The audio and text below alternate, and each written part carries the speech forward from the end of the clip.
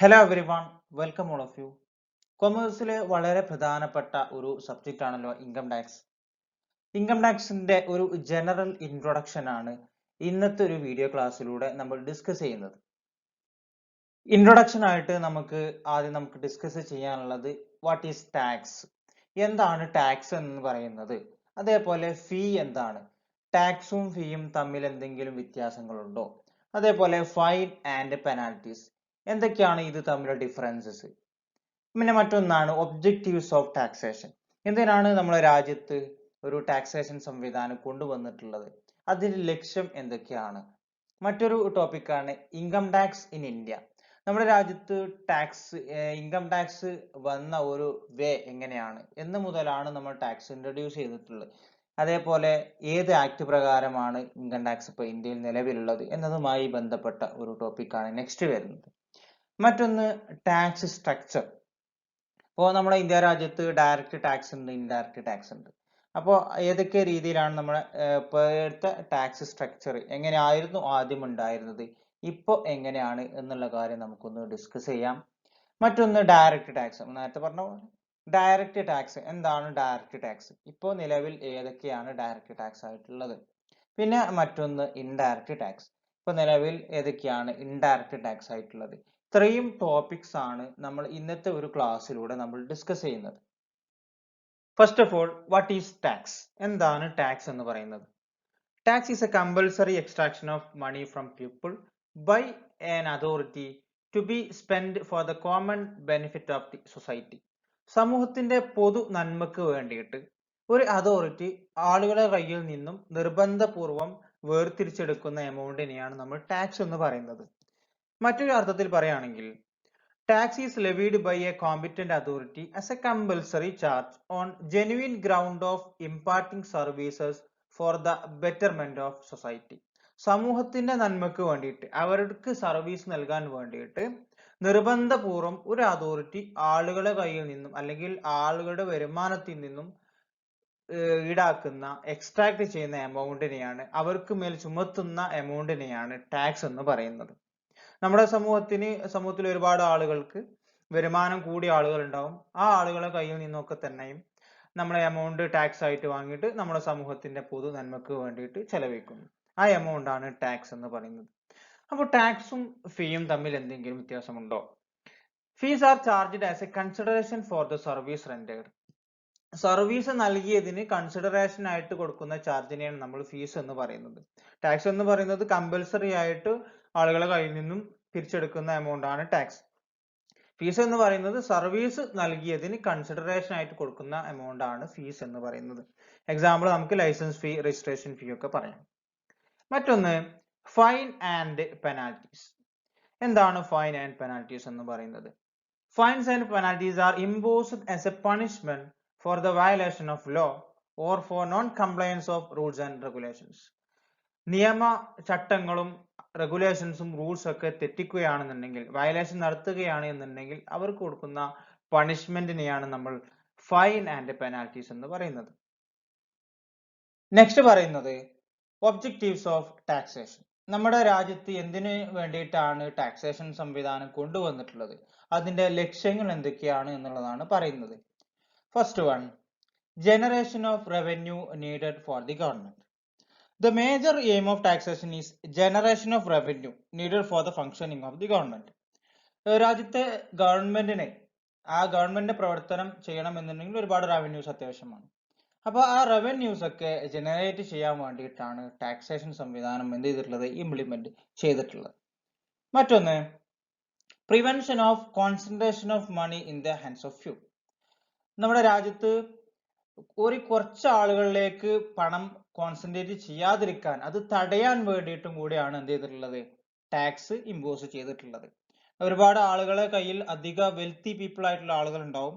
അപ്പം അവരുടെ കയ്യിൽ നിന്നൊക്കെ ടാക്സ് ഇമ്പോസ് ചെയ്ത് കഴിഞ്ഞാൽ അവരുടെ കയ്യിൽ നിന്നൊക്കെ എന്ത് കിട്ടും, സർക്കാരിന് പണം കിട്ടും. അത് നമ്മുടെ സൊസൈറ്റിയുടെ ഉന്നമനത്തിന് വേണ്ടിയിട്ട് നമുക്ക് ചെലവെക്കാനായിട്ട് കഴിയും. അപ്പോൾ കുറച്ച് ആളുകൾ, വെൽത്തി പീപ്പിൾ ആയിട്ടുള്ള ആളുകളുടെ മുഴുവൻ ആ ഒരു കുറഞ്ഞ ആളുകളെ കയ്യിൽ പണം കോൺസെൻട്രേറ്റ് ചെയ്യാതിരിക്കാൻ, അത് തടയാൻ വേണ്ടിയിട്ടും കൂടിയാണ് ടാക്സേഷൻ സംവിധാനം ഇന്ത്യയിൽ കൊണ്ടുവന്നിട്ടുള്ളത്. മറ്റൊന്നാണ് increase the habit of savings and productive investment by the people. ആളുകളുടെ സേവിങ്സ് ഹാബിറ്റ് ഇൻക്രീസ് ചെയ്യാനും ഇൻവെസ്റ്റ്മെന്റ് ഹാബിറ്റ് ഒക്കെ ഇൻക്രീസ് ചെയ്യാൻ വേണ്ടിയിട്ട് ടാക്സേഷൻ സംവിധാനം ലക്ഷ്യം വെക്കുന്നുണ്ട്. ആളുകൾ ഇപ്പോൾ ഇൻകം ടാക്സിൽ വരുന്ന ഒരുപാട് സ്കീമുകളൊക്കെ ഉണ്ട്. നാഷണൽ സേവിങ് സർട്ടിഫിക്കറ്റ്, അതുപോലെ തന്നെ ഇൻവെസ്റ്റ്മെന്റ് ഇൻ ലൈഫ് ഇൻഷുറൻസ് സ്കീമുകളൊക്കെ ഉണ്ട്. അപ്പോൾ അതിലൂടെ ഒക്കെ തന്നെ ഈ ആളുകളുടെ സേവിങ്സ് ഹാബിറ്റ് ഇൻക്രീസ് ചെയ്യുക എന്നുള്ളതും കൂടി മറ്റൊരു ഒബ്ജക്റ്റീവായിട്ട് നമുക്ക് പറയാം. മറ്റൊന്ന് സ്പീഡി ഇക്കണോമിക് ഡെവലപ്മെന്റ്. രാജ്യത്തിന്റെ സാമ്പത്തികമായ ഉന്നമനം സ്പീഡായിട്ട് കൊണ്ടുപോകാൻ വേണ്ടിയിട്ടും കൂടെ ഇത് ടാക്സേഷൻ സംവിധാനം നമ്മുടെ രാജ്യത്ത് നിലനിന്നു പോകുന്നുണ്ട്. ഇപ്പോൾ ഒരുപാട് ഹൈ റേറ്റ്സ് ഓഫ് ടാക്സിൽ ഇപ്പോൾ നിലവിലുണ്ട്. ഇപ്പോൾ ലോട്ടറി പോലെ, അതുപോലെ തന്നെ ഗാംബ്ലിംഗ്, ബെറ്റിംഗ്, അതിനൊക്കെ ഹൈ റേറ്റ്സ് ഓഫ് ടാക്സ് ഒക്കെ ഈടാക്കിക്കൊണ്ട് നമ്മുടെ സർക്കാരുകൾ അവരുടെ റവന്യൂ ഇൻക്രീസ് ചെയ്യുന്നുണ്ട്. അപ്പോൾ അതിലൂടെ രാജ്യത്തിന്റെ പൊതു നന്മക്ക്, എക്കണോമിക് ഡെവലപ്മെന്റിന് വളരെ സ്പീഡി ആയിട്ട് കൊണ്ടുപോകാനായിട്ട് കഴിയുന്നുണ്ട്. മറ്റൊന്ന് ജനറേഷൻ ഓഫ് എംപ്ലോയ്മെന്റ് ഓപ്പർച്യൂണിറ്റീസ്. രാജ്യത്ത് എംപ്ലോയ്മെന്റ് ഓപ്പർച്യൂണിറ്റി ജനറേറ്റ് ചെയ്യുന്നുണ്ട്. ഇപ്പോൾ റവന്യൂ കൂടുമ്പോൾ, ഗവൺമെന്റിന്റെ അടുത്തുനിന്ന് വരുമാനം കൂടുമ്പോൾ അത് ഇൻവെസ്റ്റ്മെന്റ് കൂടുകയും ആ ഇൻവെസ്റ്റ്മെന്റിലൂടെ, ആ റിസൾട്ടിലൂടെ എംപ്ലോയ്മെന്റ് ഓപ്പർച്യൂണിറ്റീസ് എന്ത് ചെയ്യും, ജനറേറ്റ് ചെയ്യും. അപ്പോൾ ഇത്രയാണ് പ്രധാനമായിട്ടുള്ള ഒബ്ജക്റ്റീവ്സ് നമുക്ക് പറയാനുള്ളത്. നെക്സ്റ്റ് വരുന്നത് ഇൻകം ടാക്സ് ഇൻ ഇന്ത്യ. നമ്മുടെ ഇന്ത്യ രാജ്യത്ത് എന്നാണ് ഇൻകം ടാക്സ് കൊണ്ടുവരുന്നത്, ഏതൊക്കെ രീതിയിലുള്ള ആക്ടുകളാണ് ഉള്ളത് എന്നതുമായി ബന്ധപ്പെട്ട കാര്യമാണ് നമ്മൾ പറയുന്നത്. Income tax was introduced for the first time in India by James Wilson in 1860 for the British government. British ഗവൺമെന്റിന് വേണ്ടിയിട്ട് 1860 ജെയിംസ് വിൽസൺ ആണ് ഇന്ത്യയിൽ ആദ്യമായിട്ട് ഇൻകം ടാക്സ് ഇൻട്രൊഡ്യൂസ് ചെയ്തിട്ടുള്ളത്. അതിനുശേഷം in 1886 separate income tax act pass. അതിനുശേഷം 1886 separate income tax act pass ചെയ്തു. 1860 first വരുന്നത്, ഇൻട്രൊഡ്യൂസ് ചെയ്യുന്നത് നമ്മുടെ ഇന്ത്യയിൽ. അതിനുശേഷം 1886 ഒരു സെപ്പറേറ്റ് ആക്ട് തന്നെ കൊണ്ടുവന്നു. അതിനുശേഷം 1918 in 1918 a new income tax act was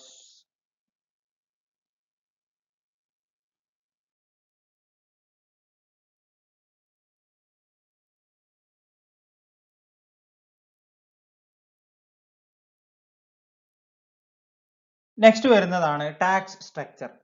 നമ്മുടെ ഇന്ത്യ രാജ്യത്ത് ഇപ്പോൾ നിലനിൽക്കുന്ന ടാക്സ് സ്ട്രക്ചർ എങ്ങനെയാണ്, അതുപോലെ തന്നെ ആദ്യം ഉണ്ടായിരുന്ന സ്ട്രക്ചർ എങ്ങനെയാണ് എന്നുള്ളതാണ് നമ്മൾ പറയുന്നത്. ടാക്സിനെ നമുക്ക് രണ്ടായിട്ട് ക്ലാസിഫൈ ചെയ്യാം. ഒന്ന് direct tax, levied on person.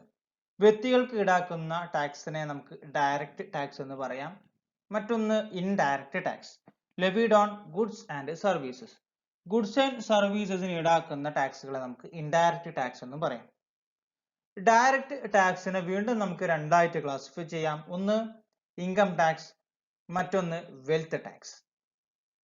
ഇപ്പോൾ നിലവിൽ ഇൻകം ടാക്സ് ആണ് ഡയറക്റ്റ് ടാക്സ് ആയിട്ട് നിലവിലുള്ളത്. വെൽത്ത് ടാക്സ് 2015 കൂടെ അബോളിഷ് ചെയ്തിട്ടുണ്ട്. ഇപ്പോൾ വെൽത്ത് ടാക്സ് നിലവിൽ ഇല്ല എന്ന് കൂടെ അതിന്റെ കൂട്ടത്തിൽ മനസ്സിലാക്കാം. ഇനി ഇൻഡയറക്റ്റ് ടാക്സിനെ വീണ്ടും നമുക്ക് രണ്ടായിട്ട് ക്ലാസിഫൈ ചെയ്യാം. ഒന്ന് ഗുഡ്സ്, മറ്റൊന്ന് സർവീസ് ടാക്സ്. ഗുഡ്സിന്റെ മുകളിലും സർവീസിന്റെ മുകളിലും രണ്ടായിട്ടായിരുന്നു ആദ്യം ഇൻഡയറക്റ്റ് ടാക്സ് ഉണ്ടായിരുന്നത്. അപ്പോൾ ഗുഡ്സിന് മുകളിൽ ചുമത്തുന്ന ഒരുപാട് ടാക്സുകൾ ഉണ്ട്. പിന്നെ മറ്റൊന്ന് സർവീസ് ടാക്സ് ആയിരുന്നു. അപ്പോൾ ഗുഡ്സിന്റെ മുകളിൽ ചുമത്തുന്ന ടാക്സുകൾ ഏതൊക്കെയാണെന്നുള്ളത് നോക്കാം. ഒന്ന് സെൻട്രൽ എക്സൈസ്, മറ്റൊന്ന് customs duty on import or export. Next CST on interstate sale, central sales tax ആണ് CST. മറ്റൊന്ന് VAT, value added tax, sales tax on sales. മറ്റൊന്ന് അതേഴ്സ്, സെസ്, ഒക്ട്രോയ് പോലെയുള്ള ടാക്സ്. ഇപ്പോൾ ഇതൊക്കെ തന്നെയും ഗുഡ്സിന്റെ മുകളിൽ ഈടാക്കിയിരുന്ന ടാക്സ് ആയിരുന്നു. പിന്നെ മറ്റൊന്നാണ് സർവീസ് ടാക്സ്. ഇതൊക്കെ ആദ്യം ഉണ്ടായിരുന്നതാണ്. ഇപ്പോൾ അത് എന്താക്കി മാറ്റി, ഗുഡ്സ് ആൻഡ് സർവീസ് ടാക്സിനെ GST എന്നാക്കി മാറ്റി, ഗുഡ്സ് ആൻഡ് സർവീസ് ടാക്സ് ആക്കി മാറ്റി. ഇപ്പോ പഴയുള്ള ടാക്സുകളൊന്നുമില്ല. സെൻട്രൽ എക്സൈസ്, മാനുഫാക്ചറിങ് കമ്പനികൾക്ക് ഈടാക്കുന്ന സെൻട്രൽ എക്സൈസ് ഇപ്പോൾ നിലവിലില്ല. Customs duty, import and export, basic customs duty ഇപ്പോൾ നിലവിലുണ്ട്, ബാക്കിയുള്ളതൊക്കെ ഒഴിവാക്കിയിട്ടുണ്ട്. പിന്നെ മറ്റൊന്നാണ് CST, സെൻട്രൽ സെയിൽസ് ടാക്സ്, അപ്പോൾ അതും ഇപ്പോൾ നിലവിലില്ല. പിന്നെ മറ്റൊന്ന് വാറ്റ്, വാല്യൂ ആഡഡ് ടാക്സ്, അതും ഇല്ല. അത് സെസ് എക്സ്ട്രോയി പോലെയുള്ള കാര്യങ്ങളും ഇപ്പോൾ ഇല്ല. ഇപ്പം ഗുഡ്സ് മുകളിൽ ചുമത്തിയിരുന്ന ടാക്സുകളും സർവീസ് ടാക്സുകളും ഒക്കെ തന്നെയും ഇപ്പോൾ ഗുഡ്സ് ആൻഡ് സർവീസ് ടാക്സ് എന്നാക്കി മാറ്റി. 2017 ജൂലൈ 1 മുതലാണ് GST വരുന്നത്. അപ്പോൾ GST-നെ നമുക്ക് വീണ്ടും മൂന്നായിട്ട് ക്ലാസിഫൈ ചെയ്യാം. ഒന്ന് CGST, central GST, central goods and service tax. മറ്റൊന്ന് state goods and service tax SGST. മറ്റൊന്ന് IGST, interstate goods and service tax. അപ്പോൾ GST-യുമായി ബന്ധപ്പെട്ട് നമുക്ക് വേറൊരു വീഡിയോ ക്ലാസ്സിലൂടെ നമുക്ക് പറയാം. അപ്പോൾ ഇതാണ് ഇപ്പോൾ നിലവിലുള്ള ടാക്സ് സ്ട്രക്ചർ. ഇപ്പോൾ ടാക്സ് ഡയറക്റ്റ് ടാക്സ് ആയിട്ട് ഇപ്പോൾ നിലവിൽ നമുക്ക് പറയാൻ കഴിയുക ഇൻകം ടാക്സ് മാത്രമേ ഉള്ളൂ. ഇൻഡയറക്റ്റ് ടാക്സ് ഇപ്പോൾ മറ്റു ടാക്സുകളൊക്കെ ഒഴിവാക്കിയിട്ട് ഇപ്പോൾ GST ആയിട്ട് മാറിയിട്ടുണ്ട് എന്നും കൂടെ മനസ്സിലാക്കുക. നെക്സ്റ്റ് വരുന്നതാണ് ഡയറക്റ്റ് ആൻഡ് ഇൻഡയറക്റ്റ് ടാക്സ്. എന്താണ് ഡയറക്റ്റ് ആൻഡ് ഇൻഡയറക്റ്റ് ടാക്സ് എന്നുള്ളത് നോക്കാം. ആദ്യം direct tax. When tax is levied on a person who pays the amount directly to the authorities, it is called direct tax. ഒരു വ്യക്തിക്ക് മുകളിൽ ചുമത്തിയിട്ടുള്ള tax അദ്ദേഹം അതോറിറ്റിക്ക് direct ആയിട്ട് എമൗണ്ട് പേ ചെയ്യുകയാണ് എന്നുണ്ടെങ്കിൽ അതിനെ നമുക്ക് ഡയറക്റ്റ് ടാക്സ് എന്ന് പറയാം. In other words, there is no intermediary in between the government and the taxpayer in case of direct taxes. Direct ടാക്സിന്റെ കേസിൽ യാതൊരുവിധ ഇന്റർമീഡിയറീസും ഉണ്ടാവില്ല. ടാക്സ് പേയറും ഗവൺമെന്റും തമ്മിൽ ഒരു ഇന്റർമീഡിയറ്റ്സും ഇല്ലാതെ ടാക്സ് പേയർ നേരിട്ട് ഗവൺമെന്റിലേക്ക് പേ ചെയ്യുന്ന ടാക്സിനെയാണ് നമ്മൾ ഡയറക്റ്റ് ടാക്സ് എന്ന് പറയാം. At present income tax is only direct tax in India. ഇന്ത്യയിൽ ഇപ്പോൾ നിലവിൽ ഇൻകം ടാക്സ് മാത്രമേ ഡയറക്റ്റ് ടാക്സ് ആയിട്ടുള്ളൂ. Wealth tax was abolished in budget 2015 with effect from 1st April 2015.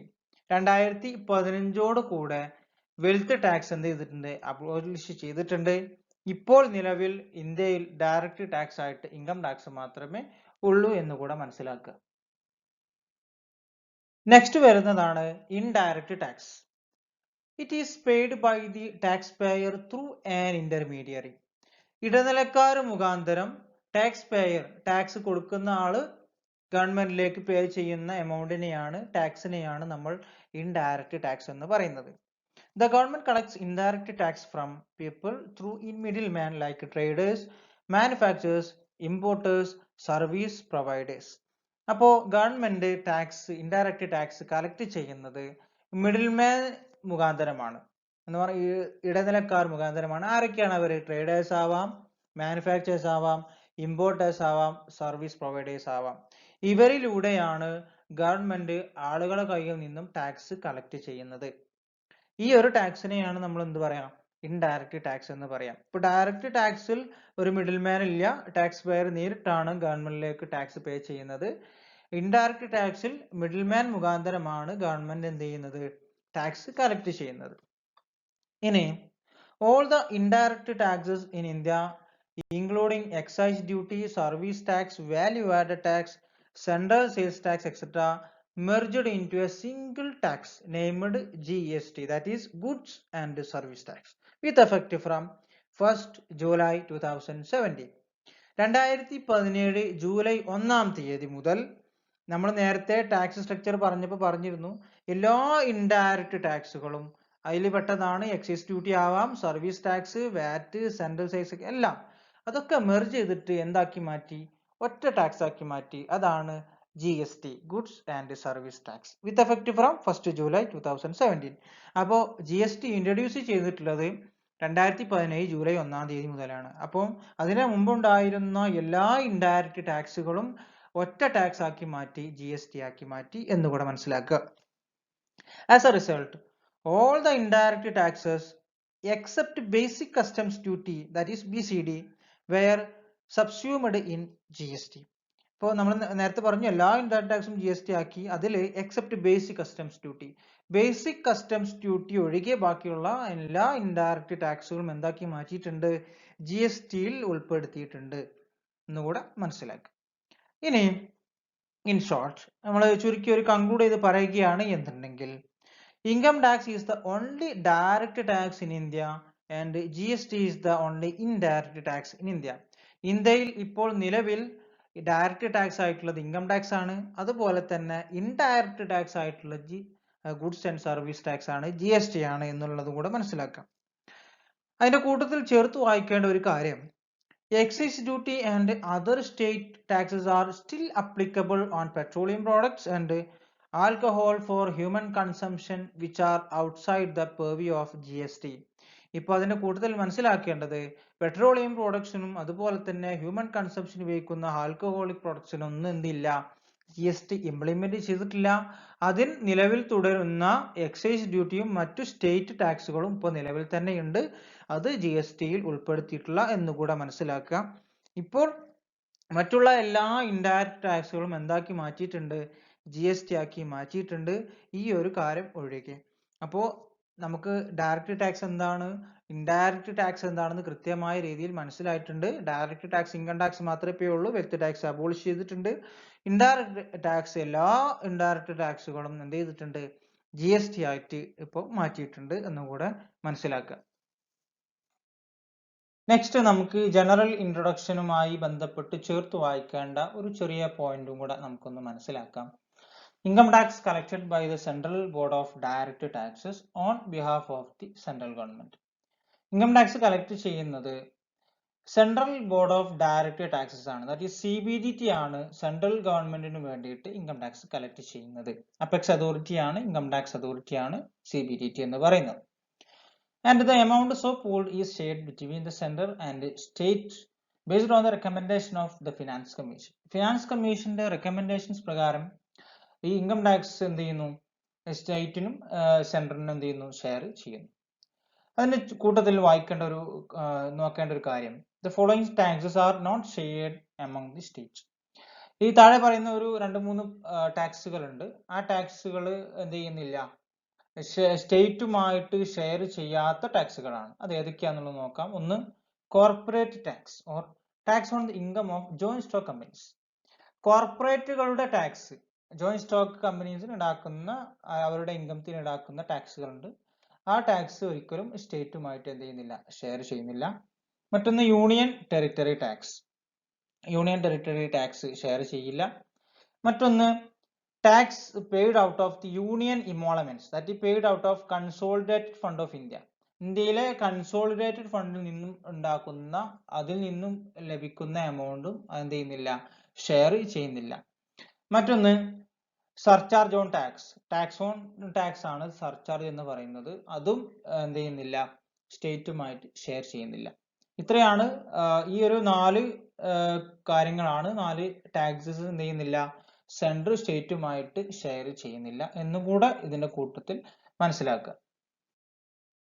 Income ടാക്സുമായി ബന്ധപ്പെട്ട് നമ്മൾ മനസ്സിലാക്കേണ്ട ജനറൽ ഇൻട്രൊഡക്ഷൻ ആണ് ഈ ഒരു വീഡിയോ ക്ലാസ്സിലൂടെ നമ്മൾ ഡിസ്കസ് ചെയ്തിട്ടുള്ളത്.